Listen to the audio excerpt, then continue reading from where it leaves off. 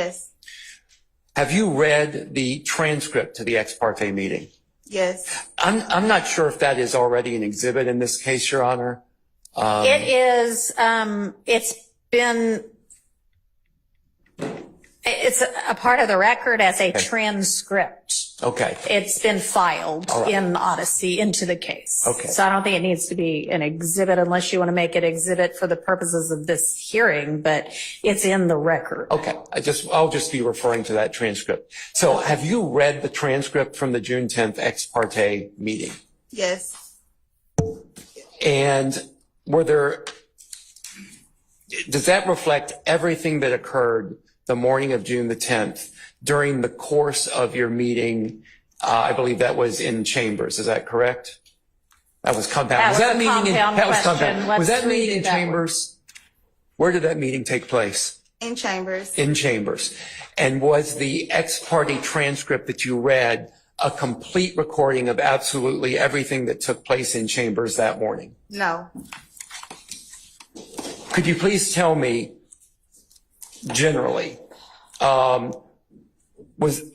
was there a time during the course of that ex parte meeting when y'all went off of the transcript? Clarify what you mean by that, when y'all went off. Was there a break in the proceedings at some point on the morning of June the 10th? Multiple breaks? Yes. And during one of those breaks, did you have occasion to speak to Mr. Copeland with someone else, someone from the states, the state present in the room? Yes. And when you had that conversation, that was off the record. That was without the transcript being transcribed. Yes. Let's clarify who is in the room at this point in time. Okay. Who is in the room? And again, let me just make clear on this. I only want you to speak about conversations that you had with Mr. Copeland that are not privileged, where, for example, someone from the state was in the room. Do you understand? For sure. Okay. When there was a portion of that meeting that was not recorded on transcript, who was in the room? Myself, Mr. Copeland, and Simone Hilton. Who else? If anyone. I don't know, all the deputies. But were there deputies in the room as well? Yes. Do you remember how many? 4. Okay. Anyone else other than the deputies and the 3 people you just named? Investigator Hamilton and maybe another investigator from the state. Okay. Approximately how long was that? Hang on a second. Was the court reporter in the room? I don't know. I don't recall. I can't remember. And at what point during the meeting did this allegedly occur? Towards the end. If you had a copy of the transcript in front of you, could you show me where? Like, if I you could get close, Judge. Okay. Do you have a copy for her? I don't have. Does anyone have a copy? I do not have a copy. Mine just printed disappeared. out. I don't know where mine went. Max, do you have one? I mean, I don't mind passing up, but it does have notes.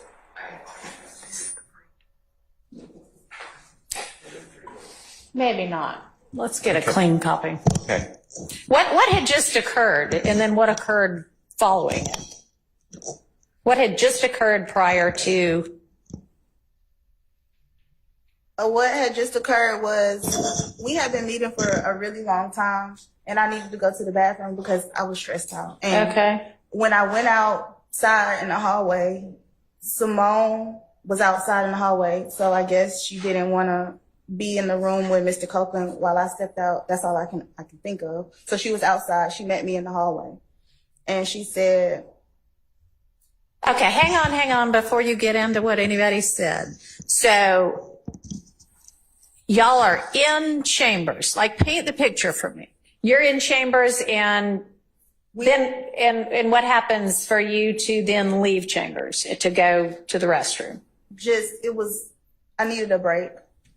Okay, and so you leave chambers. Yes. And Miss Hilton leaves chambers. I don't know when she left, because when I left, she was still in there. But when I came from the bathroom, she was in the hallway. Okay, when you left chambers to go to the restroom, who was in chambers at the time that you left? Mr. Copeland, the deputies that were with him, about 4, Miss Hilton, the investigators from the DA's office, the judge, and the court reporter. Okay, so you took a bathroom break. Yes. And as far as you know, you left and then you have no idea when or if anybody else left. But when you came back, Miss Hilton was in the hallway. Yes. All right. Well, then that's not the part we're talking about. No. Well, I think it leads up to the part we're talking about, and that interaction with Ms. Hilton may be relevant to where we're about to go. All right. Could you please describe the exchange you had with Ms. Hilton in the hallway? So she asked me, I think I get what you're saying. I think I get what you guys are trying to say. And if he's trying to do what I think he's trying to do, then that's not going to work. And I said, well, I don't know what you're referring to, but I guess we can come back in and you could talk to him about it. Okay. And so when you said you can come back in the room and talk with him about it, was there any further exchange in the hallway? No. What happened after that? We go back in the chambers. Excuse me, we being you and Miss Hilton. Me and Miss Hilton. You go back into the chambers, and then would you say again who was in the chambers when you went back in? Well, Mr. Copeland had then went to the restroom, so it was just me and Miss Hilton in chambers, and then they bring him back in. Did you and excuse me, I don't mean to cut you off if you hadn't finished. No, then the same other people. Okay. When you and Miss Hilton were in the chambers prior to Mr. Copeland returning, did you and Miss Hilton have any further conversation in the chambers? No. Okay. When Mr. Copeland... Hang on. So you and Miss Hilton go back into chambers. Do you go back? I mean, chambers is... There's an anteroom where the judicial assistant sits. There's a staff attorney's office. There's the judge's office. Where are y'all? The judge's office? Yes. Okay. And when you and Miss Hilton go back to the judge's office, there's nobody else there but the two of you? And probably the investigators from the state. You don't remember? Well, the deputies had to take Mr. Copeland. Okay. Yeah. So Mr. Copeland was gone. Yeah, he was in Was the court reporter there? Yeah, she was there. Was the judge there? If you remember. I don't remember if he was in there. Okay, so you and Miss Hilton have a private conversation in chambers? No, we don't talk.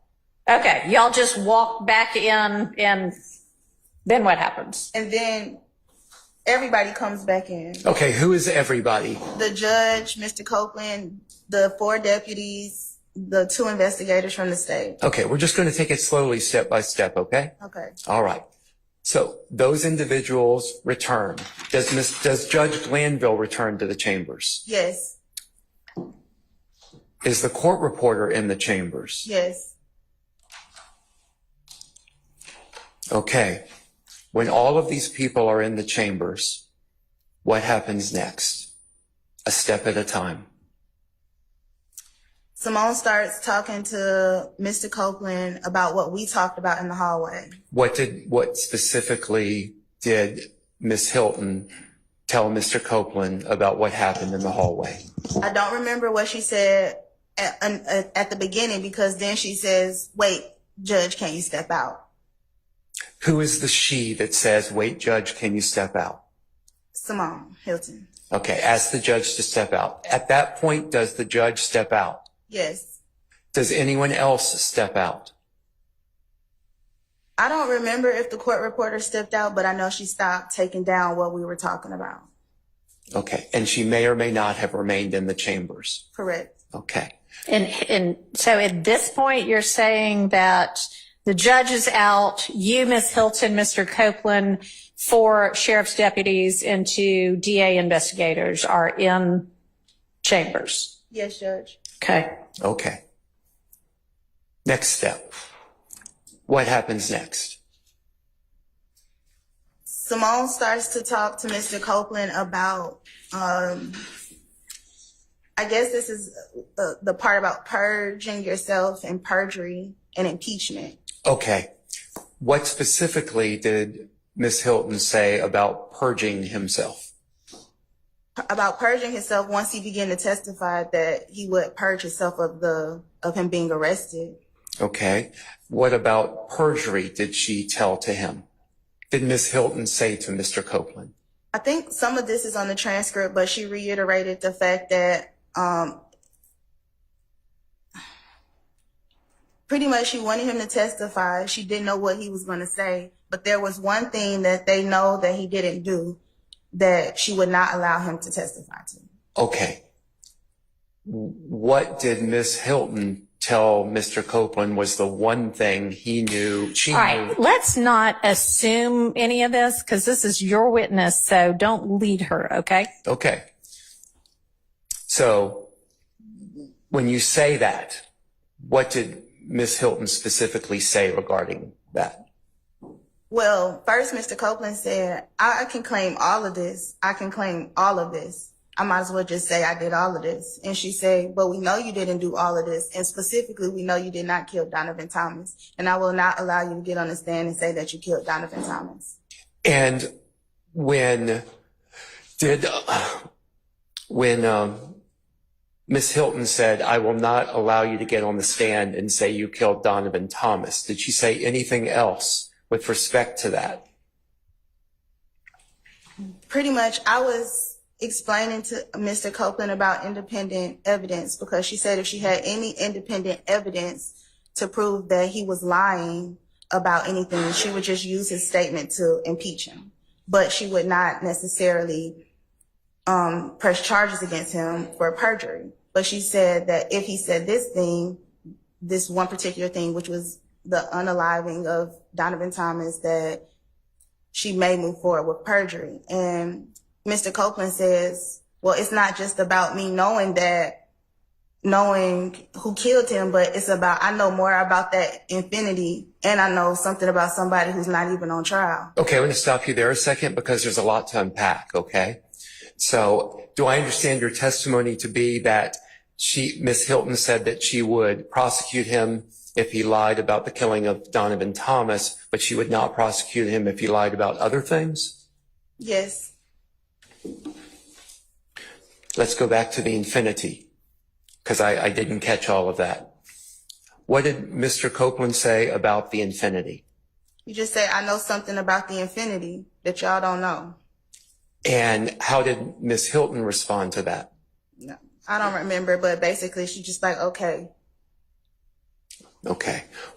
What happened next in that meeting? Oh, can I stop you a second? Had Judge Glanville re-entered the chambers where you were at this point? No. Okay.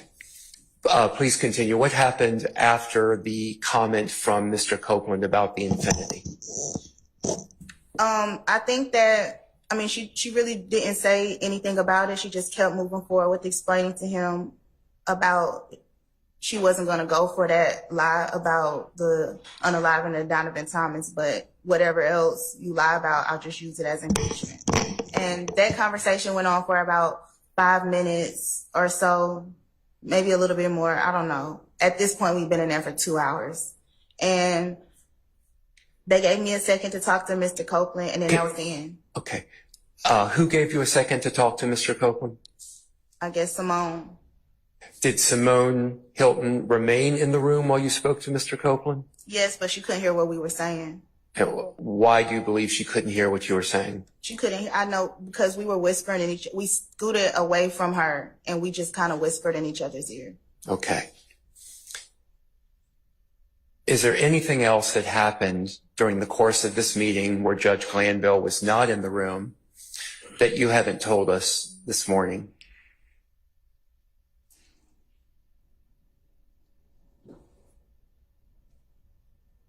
I'm not 100% sure, but I know there's one time where Adrian said something about Judge close your Where, eyes. I'm sorry, who? Adrian Love. Okay, let's stop just a second, okay? Because I want to make sure we clarify this. I believe your testimony earlier was that Ms. Love was not in the room, at least during this portion of that meeting. Is that correct? That's correct. Are you referring to another portion of the meeting that happened that morning? I don't remember if he stepped out or not. I just remember at one point she said, "Judge, close your ears." I don't remember if who said. Okay, let's go back. But yeah, that's very unclear. Here, we're going to go back and try to clarify. Let me. Yeah. All right. So the beginning of the meeting, it is Judge Glanville, Miss Love, and you. Yes, Judge. The court reporter, and then whomever the deputies are. Mr. Copeland is not there. Ms. Hilton is not there. Is that correct? No deputies. Okay.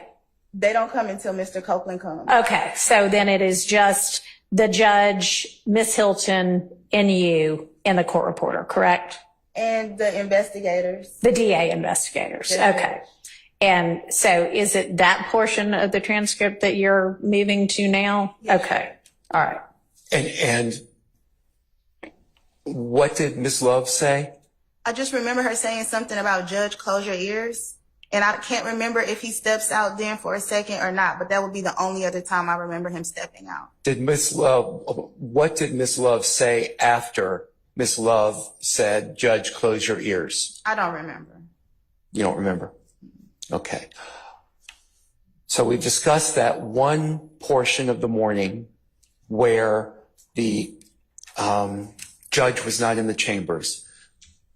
Was there another time that morning, other than that one time we've been discussing, was there another time that morning where the judge was not in the chambers, but there was a conversation among you, Mr. Copeland, and someone from the prosecutor's team? No. Okay, that's the only time. Yes. Okay, I don't have any further questions. All right. Does any other defense attorney have questions for Ms. Bumpus? And we have a copy of the transcript now if anybody needs it. A clean copy. Yeah. It's sitting right up here. Oh, I'm sorry. I didn't.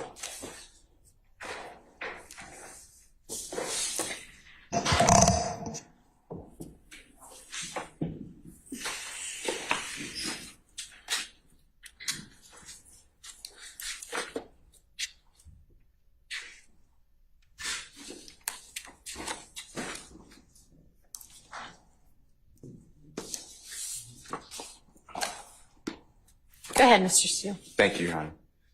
Good morning. Good morning. Counselor, was there a time in your presence that you heard someone give a direction for the sheriff deputies to shut off their body-worn cameras? Absolutely. Do you know who gave that direction? Deputy Brown. And do you know at what period of time or what point in time that occurred? Were you alone with your client? Was it throughout the whole time? Were you with Ms. Hilton? What was going on when you heard that? That was the first thing he said when the deputies brought Mr. Copeland in. So as far as you know, I'm not saying the sheriff deputies filed that order, but they were ordered to turn off all body-worn cameras as far as you were concerned. Yes. And this conversation that you just relayed to us with Ms. Hilton, you and Mr. Copeland, your client, was that a calm conversation? Was it heated? How would you describe?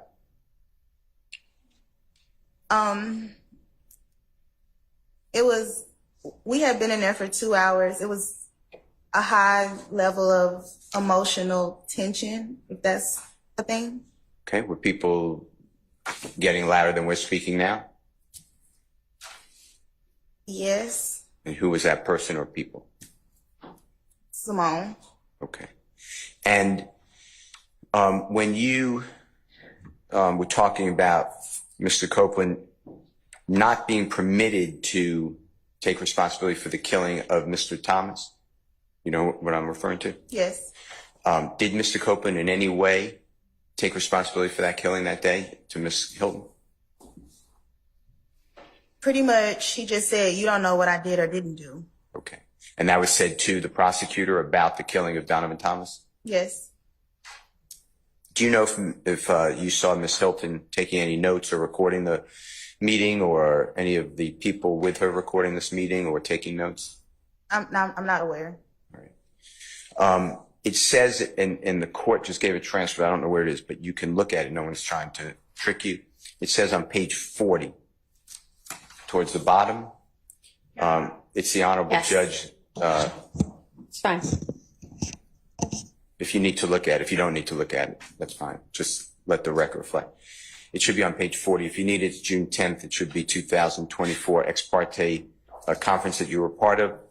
And Judge Glanville says something to the effect, I'm not looking at, this is not a quote, but it appears to be to Mr. Copeland. Do you remember when Mr. Love told you that as long as you don't tell a bold-faced whopper, something like that? Do you see that? Yes. Can you just, so the court, unless the court has it in front of her, what line I've that got it in is? front of me. Do you know what line that is? Or it begins on? 12. Okay. Well, 9, but 12 specifically, what you're referencing to. I couldn't hear the last part. 9 is when he starts talking, but 12 is when he gets into that part. He being Judge Glanville. Yes. Okay. And what information do you have that Ms. Love spoke with Mr. Copeland about the bald-faced whopper? What do you mean? I'm sorry. Can you ask that again? Well, Yeah. apparently Ms. Bumpus didn't understand it any better than I did. Yes. Do you have any information to educate us on when Ms. Love spoke with Mr. Copeland about you can't make a bald face, whatever it says, whopper? Your Honor, I want to- Hang on just a second. Yes, Ms. Love. my objection is that the question itself assumes a fact that has not been established. Sustained. Read what it says if you don't mind. Since it's Tell me in what there. page we're on again. 40. Okay. Thank you. The court, the state can still give you immunity. They can give immunity to whoever they want, okay? And they can make that choice. I don't even make that choice. So if they, like I said earlier, they want your testimony, they figure it's that the jury needs to hear what you have to say, good, bad, or indifferent. And what Ms. Hilton is telling you is just the truth as you know it. And let her worry about, I mean, even though you may have said different versions of whatever, that's for impeachment. That's not going to get you in trouble. What will get you in trouble is you just invoking your First Amendment privilege because you've been given immunity. Or as Ms. Love said this morning, remember, Ms. Love said, if you overtly lie about something, like if you tell a bold-faced whopper, then they can indict you on that particular charge. I mean, that particular false statement. That part you said about, you remember earlier this morning, Ms. Love telling you about the bold-faced whopper. That's what I'm focused on. Can you tell us, were you present when Ms. Love spoke with Mr. Objection, Copeland that Your Honor. morning? What's your basis?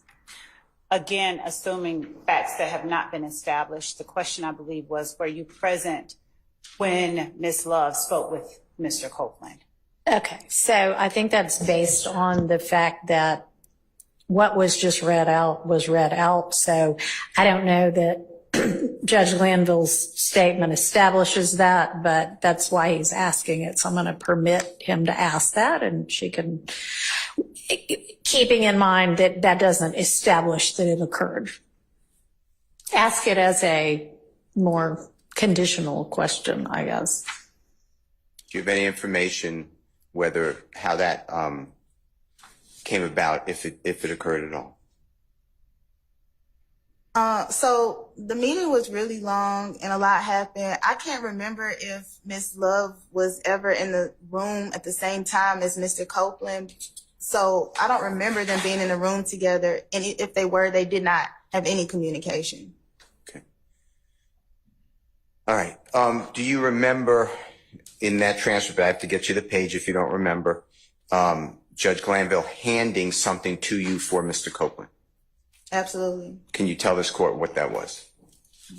Which time? Every time. So go one at a time. So the first time, I believe he handed me a copy of the immunity order. Okay. And the second time, he handed me 2 statutes one on perjury, and I think the other either on impeachment or, yeah, I think that's what it was.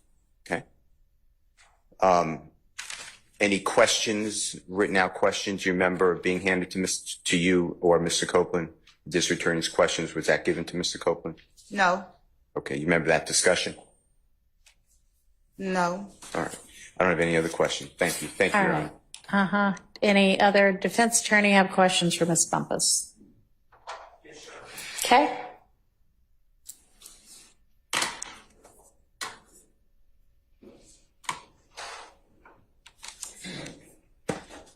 Good morning, Ms. Bumpus. Good morning. Counselor, I want to take you back to that Monday, June 10th, 2024. When you arrived for court that day, you were arriving to represent Mr. Copeland, correct? Yes. As a witness? Yes. Okay. And where did you go when you entered the courthouse? I came right here. To this courtroom 1C? Yes. Okay. Did you ever request an ex parte meeting with the judge? No. To your knowledge, did Mr. Copeland ever request an ex parte meeting with the judge? No. Okay. How did this meeting come about? I was down here, and when I got here, the courtroom was closed. There was no one here. And so I contacted Mr. Chamberlain, and he came down. He told me to call him when I got in the courthouse. So I called him when I got in the courthouse, and I was right here. And he came down and got me, took me upstairs. Okay. Were you ever told why you were going upstairs? I was never told why I was going upstairs, but once I got upstairs, I thought I was upstairs because that was the only place I could talk to Mr. Copeland. Okay. At what point did you realize that you were being made part of an ex parte meeting? When Brian got up there and said it. When what? I'm sorry. Brian. Who's Brian? Attorney Steele. Okay. Got up, and that was the first time I really realized that anything had happened, because I had been sitting there and I did not realize what was happening. Okay. Where are you? I thought you had just been brought upstairs to Judge Glanville's chambers. But it was never a time where they said, oh, we're about to meet. They literally just start talking. So Mr. Steele's there? No. The first time I realized what had happened was when Mr. Steele made his motion in court. Okay, so you were in chambers with Judge Glanville and Miss Hilton. And Miss Love, correct? What I'm saying is... you answer the question that I am asking you. You were in chambers with Miss Hilton and the judge. Sorry. There are two different parts to this ex parte. You were in chambers with Miss Love and the judge and a court reporter, and y'all had conversations, correct? Yes. Okay. And you were aware prior to that morning that this case was being tried, correct? Yes. Okay. And you were aware that Miss Love was a member of the prosecution team, right? Yes. And that Judge Glanville was the presiding judge at the time? Yes. And that there were defense attorneys on the other side of the case, right? Yes. Okay. And so when you went into the meeting, you could see that there were no defense attorneys present, right? No, but what I'm saying is, I didn't know I was going into a meeting. Ma'am, I understand. Answer the question I asked you. You could see at that point in time that there were no defense attorneys present in the chambers, correct? Yes. Okay. So at that point in time, you knew this is a meeting with the prosecution and the judge and no defense attorneys, right? What I'm saying is... Ma'am, answer the question I am asking you. I didn't realize it was a meeting. Okay. So at the point when people started talking, let's call it a meeting at that point in time. Okay. Okay. And so you knew that the defense attorneys weren't there then, right? Yes. Okay. And so you knew it was an ex parte. If you knew the term ex parte. Yes. Okay. Go ahead. And in the meeting, who initiated the conversation about the purpose of the meeting? Was it you? No. Okay, who was it? All right, let me ask y'all a question. I can read what's in the transcript. So unless there's, something that we're saying occurred before, the court reporter said, okay, I'm ready whenever y'all are. I don't need an exposition of who said what. I can see it, okay? Okay. I have no further questions. All right. Ms. Matthews. Ms. Bumpus, good morning. Good morning. Just a few questions for you. At any time during the meeting that took place between the court, the prosecutor, yourself, Mr. Copeland, were you ever told by the court not to disclose any of the contents of the meeting? All right, we are not going to replow the issue of Mr. Steele being held in contempt. That is moot. So to the extent that this is going to that, move on. Okay, that's where I was going. All right. Thank you. No questions. Anybody else?